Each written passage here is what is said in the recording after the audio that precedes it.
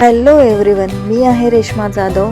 माझ्या यूट्यूब चॅनलमध्ये तुम्हा सर्वांचं स्वागत आहे।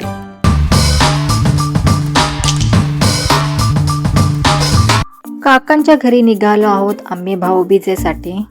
माझी मोठी बहीण आणि तिचा मुलगा रोहित पण सोबत आहे। इथे मस्त मोठा भाजीचा बाजार भरलेला आहे। इथून 5 ते 10 मिनिटं आहेत काकांच्या घरी जायला। यूट्यूबर स्टार ही शरण्य आहे, माझ्या चुलत बहिणीची मुलगी। ती पण यूट्यूब चॅनल चालवते म्हणून आम्ही तिला चिडवत होतो। या दोघांची भाऊबीज आहे। घरी पोचल्याबरोबर फराळ मिळाला आणि काकी पण लगेच चहा घेऊन आली।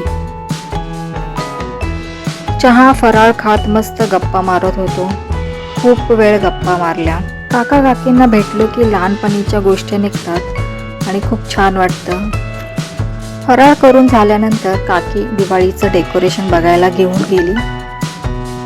हा कंदील शरण्याने घरीच बनवला होता आणि खूप सुंदर बनवलाय।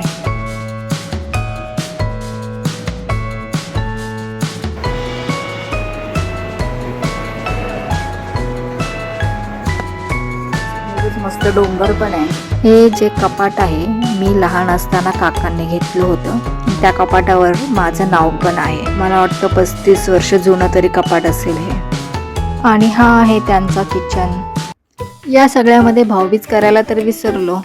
आठवल्यानंतर लगेच भाऊबीज करायला घेतली।